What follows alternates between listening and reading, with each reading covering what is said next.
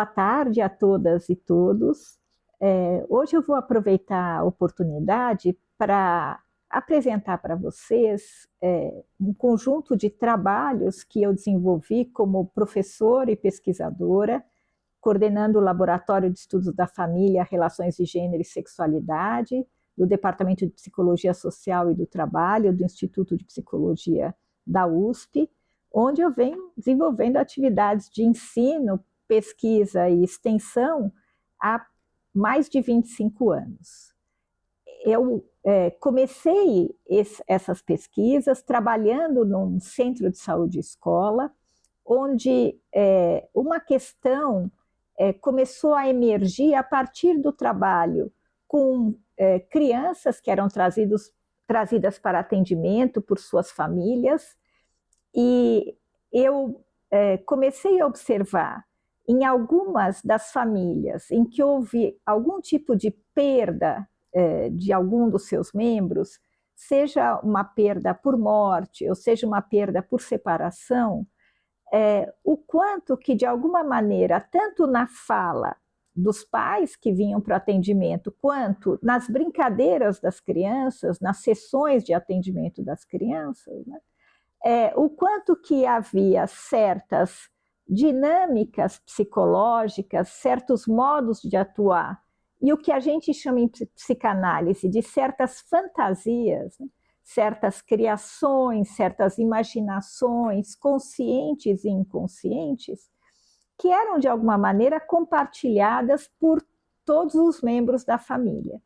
E, em geral, a família se organizava de maneiras conscientes e inconscientes para dar conta emocionalmente dessas perdas, né? Dar conta da dor que é mobilizada, da dor emocional, psíquica, que é mobilizada por essas perdas. E era possível ver, de alguma maneira, como as crianças eram inconscientemente, né? Não é uma motivação deliberada, mas isso passa, né, pelas trocas familiares de maneira inconsciente, as crianças muitas vezes sendo convocadas para, de alguma maneira, substituir a pessoa perdida, para ocupar o lugar da pessoa que morreu ou da pessoa que se separou. Eu queria dar 2 exemplos nesse sentido, porque quando a gente está trabalhando com família, com psicologia social e com psicanálise, a gente está, antes de tudo, falando das experiências vivas das pessoas, né? Sejam elas experiências mais individuais, mas onde o social, o coletivo está sempre presente, ou sejam experiências de fato que são compartilhadas por um grupo ou por uma coletividade. Vamos pensar a família sempre como um grupo, uma unidade, né? Que compartilha afetos, ansiedades, tem que lidar com isso, tem que, de alguma maneira, se defender, né, emocionalmente da dor. E então eu queria trazer 2 exemplos. Um deles era de uma mãe que vinha com 4 filhos, 3 meninos, já pré-adolescentes, uma espécie de escadinha, e uma menina pequena, de colo, extremamente sobrecarregada, desorganizada, e ela contava de uma separação muito violenta, né? Então, ela e o marido tinham se separado depois de muitas brigas que incluíam violência psicológica, e verbal e violência física também. Mas naquele momento ela estava vindo com as crianças, principalmente com uma queixa em relação aos meninos, claro, né? A menina era uma menina de colo, dizendo do quanto eles eram violentos com ela, violentos com a casa, eles jogavam a comida na parede, quebravam os pratos, né? Já era dificílimo para ela dar conta de tudo isso e ainda tinha que lidar com esse tipo de atuação, né, dos filhos, uma total falta de colaboração, né? E aí o que a gente pôde ir conversando, não é? Principalmente com ela, com a mãe, né? É o quanto de alguma maneira parecia que o pai tinha saído de casa, mas toda a atmosfera emocional toda a violência, né, a repetição dos atos continuava presente, né? E que de alguma maneira era como se o grupo familiar, de alguma forma, recolocasse o pai no interior da casa, né, de maneira imaginária ou simbólica, né, através da perpetuação dessa violência, desses atos, da repetição, né? Então, eu acho que esse é um exemplo interessante também, porque é importante a gente ver como há questões que envolvem toda a família, né? Não se trata apenas de atender um filho que está tendo comportamentos violentos ou não, né, uma indisciplina, mas o quanto que isso faz parte disso que eu estou chamando de uma fantasia, né?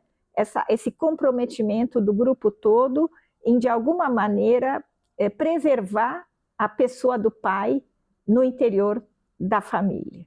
Um outro exemplo que me ocorre era um casal que trazia um menino muito pequeno, que tinha nascido depois da morte do primeiro filho, que tinha, infelizmente, morrido afogado numa piscina.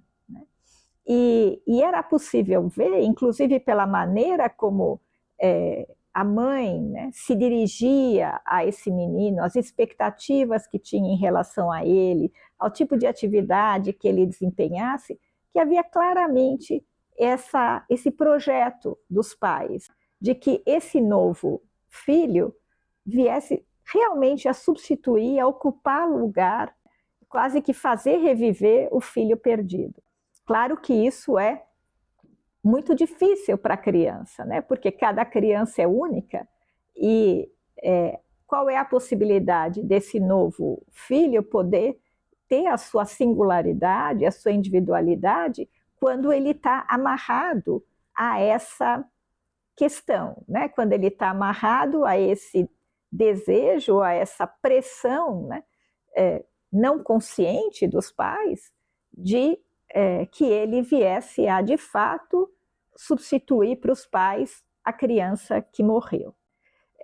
Bom, em torno de alguns casos assim e outros, eu pude realizar a minha pesquisa de mestrado e que abriu um caminho que, para mim, permaneceu no doutorado, que é a questão da perda, né? E como é que os grupos familiares lidam com diferentes formas de perdas, sejam perdas de pessoas, sejam perdas materiais.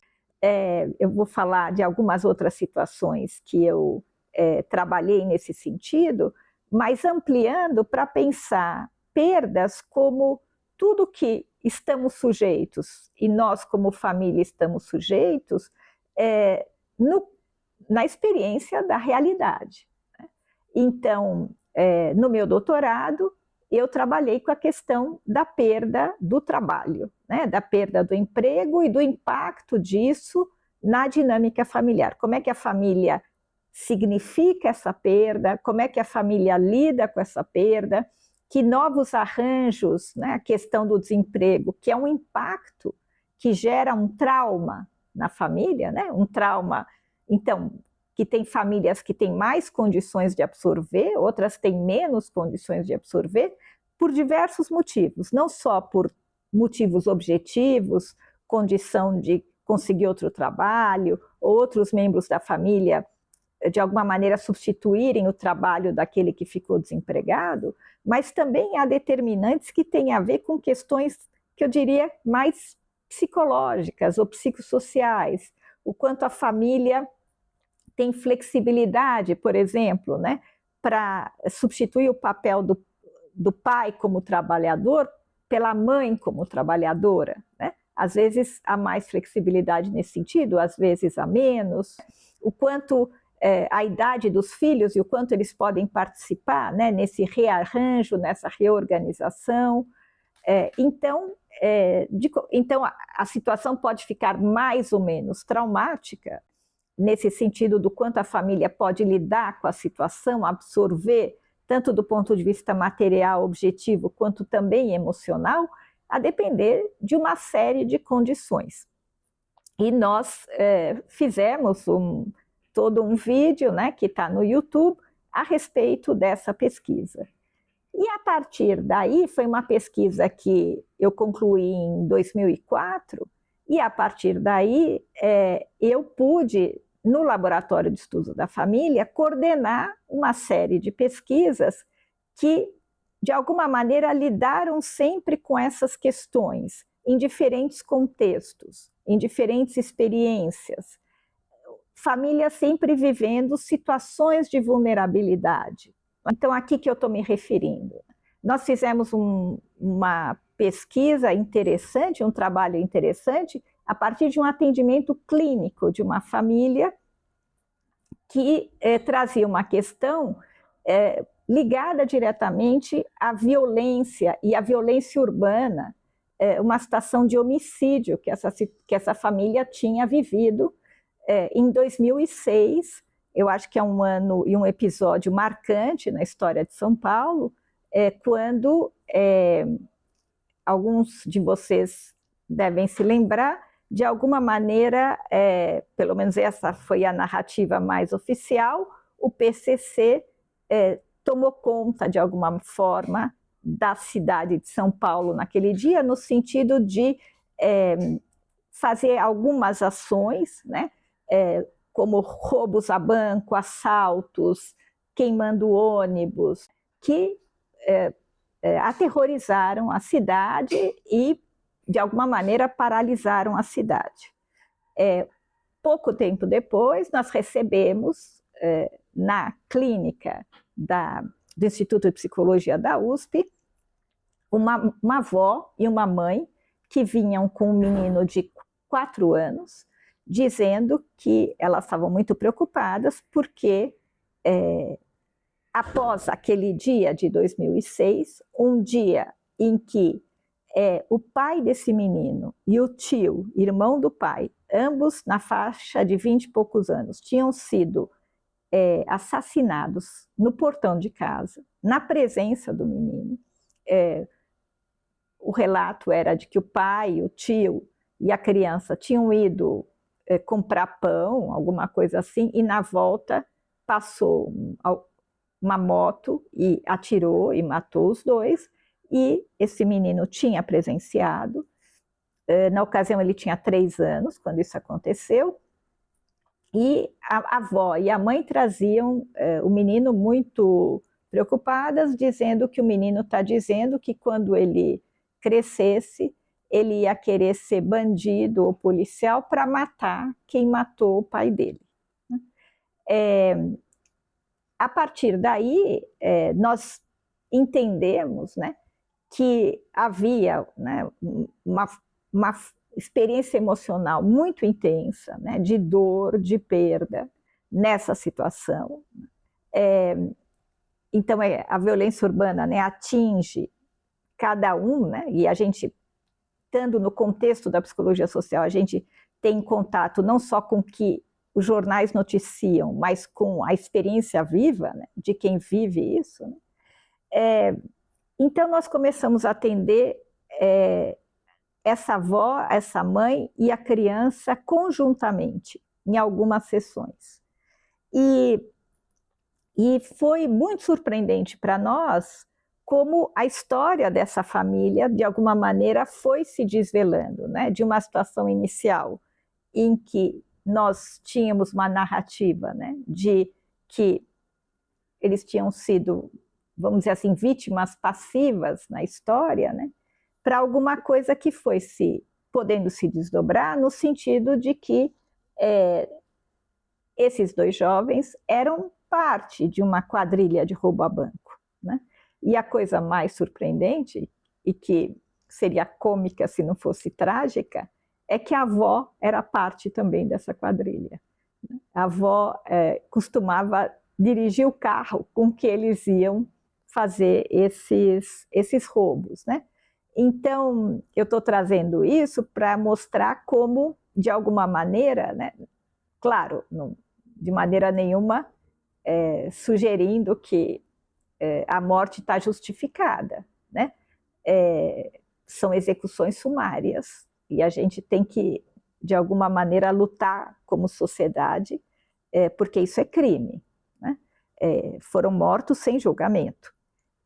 Mas, de alguma maneira, também, a situação, sem dúvida, ganha em complexidade, né? Ganha em contradições, e a gente pôde lidar com ela, né? Trazendo esses elementos todos que envolviam agora também sentimentos de culpa da avó, sentimentos de muita raiva por parte da mãe, por tudo isso ter acontecido, enfim. Outra situação que nós trabalhamos no campo dos trabalhos com família, em psicologia social, foi com situações de migrantes, famílias migrantes chegando à cidade de São Paulo, famílias migrantes pobres, latino-americanas, que chegavam a São Paulo e buscavam acolhimento num equipamento ligado à Igreja Católica, né? Uma instituição chamada Caritas, que tem no centro da cidade de São Paulo uma instituição de acolhimento chamada Casa do Migrante, né? E nós desenvolvemos na Casa do Migrante um projeto de atendimento breve a famílias que chegaram em São Paulo e que chegavam perdidas em vários sentidos, né? Desconhecendo a cidade, sem trabalho, precisando encontrar uma moradia e vivendo, né, o luto das separações e das perdas em relação às suas famílias de origem, em relação também à sua pátria de origem. E foi muito interessante poder acompanhar esses movimentos que envolviam memória, registros de memória, fotografias, tudo que eles puderam trazer com eles, mas também vivências de medo, dificuldades com a língua, a questão da adaptação das crianças na escola, e às vezes situações que envolviam refúgio, pessoas que fugiam de situações muito ameaçadoras, envolvendo violência, envolvendo tráfico, né? Bom, como resultado de todas essas pesquisas que eu vim desenvolvendo nesses 25 anos, eu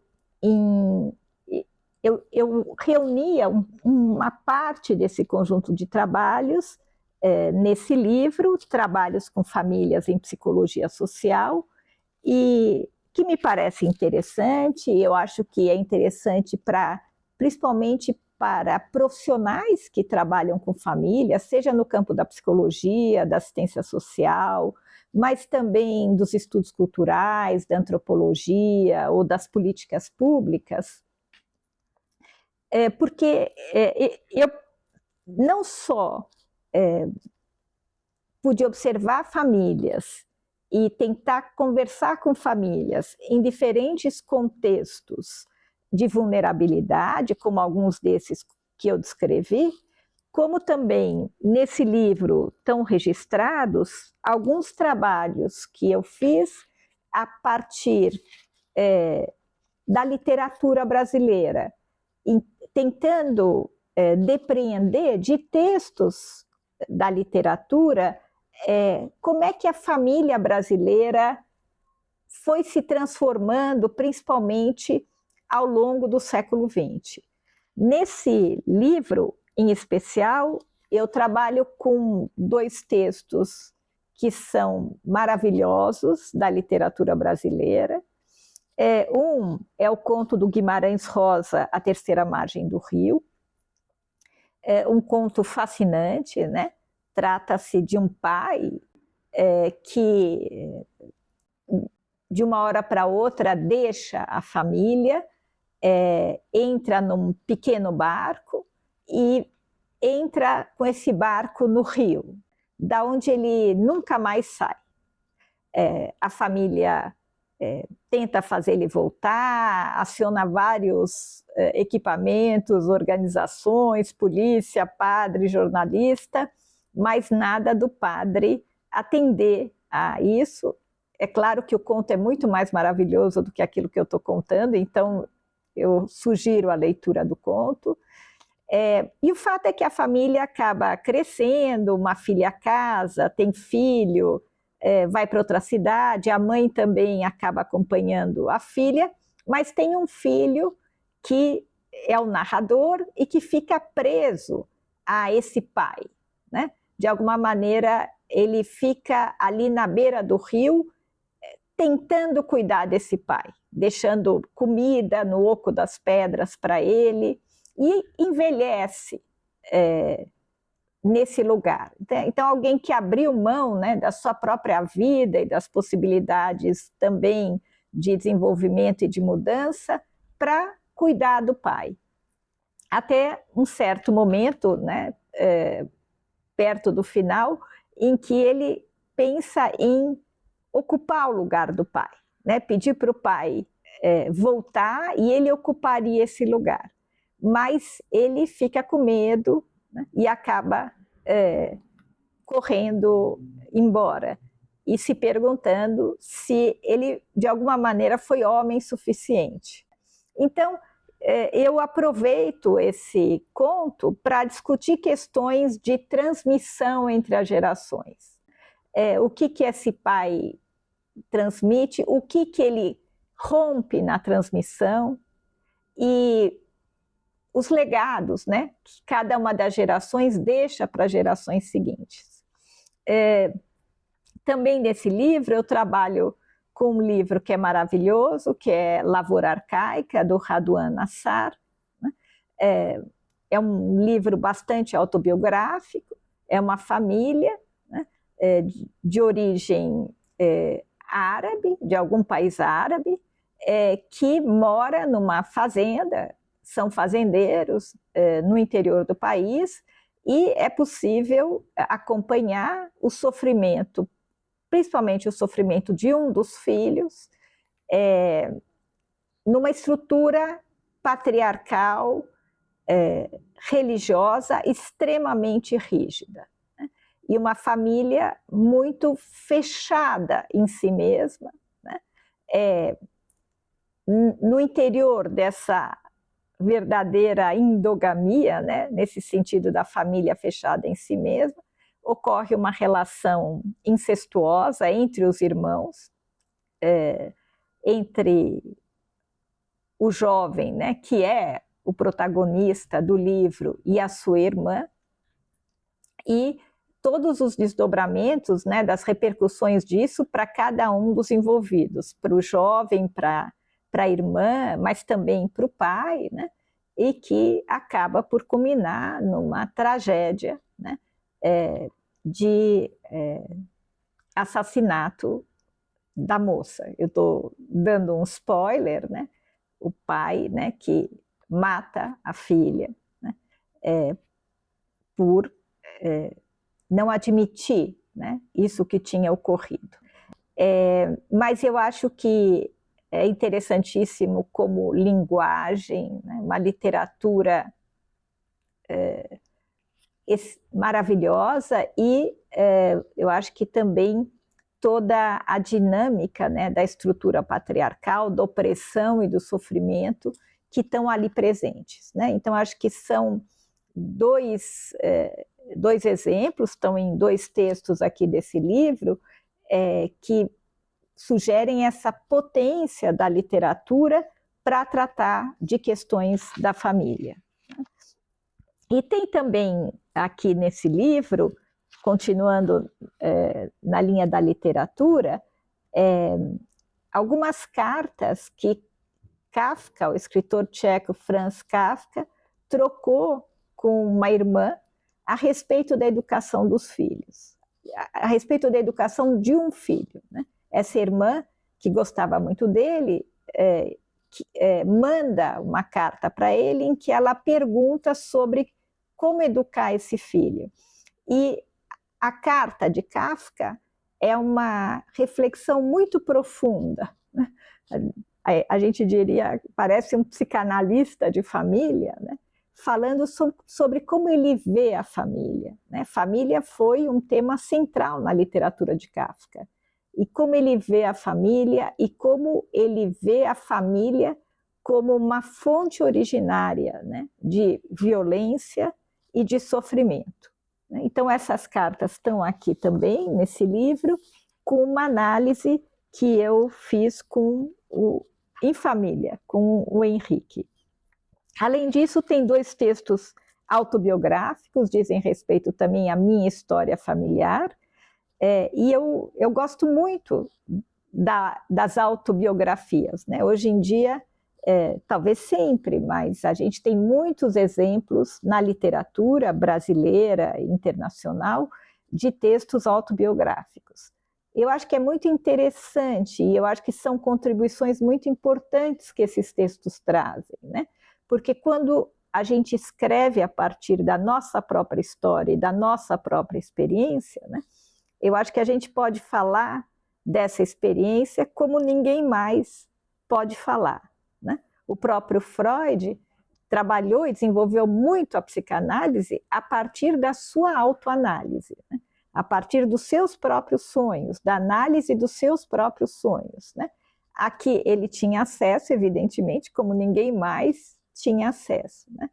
Então, eu acho que é muito bonito esses exercícios, né, de coragem, seja na psicanálise, seja na literatura, de as pessoas poderem relatar, né, o que viveram, e acho que na medida em que a gente fala do particular, a gente atinge o universal, né, a possibilidade de compartilhamento, né, daqueles que leem com as nossas experiências.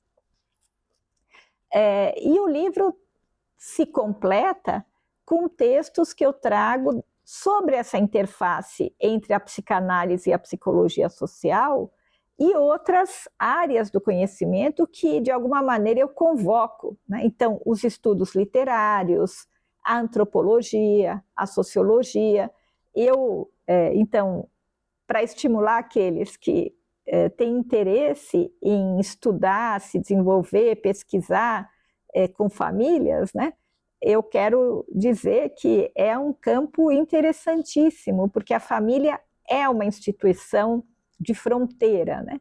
Ela convoca várias disciplinas, a gente aprende muito, não só sobre psicologia, psicologia social, psicanálise, mas a gente tem que ler sobre história, a gente tem que ler antropologia, sociologia, demografia, literatura, né? Então, eu costumo brincar que a gente sabe um pouco de tudo e não sabe muito de nada, mas a gente circula nesse universo tão rico, né, para dar conta dessa instituição multifacetada, dessa instituição que demanda, né, para ser compreendida, de todas essas abordagens.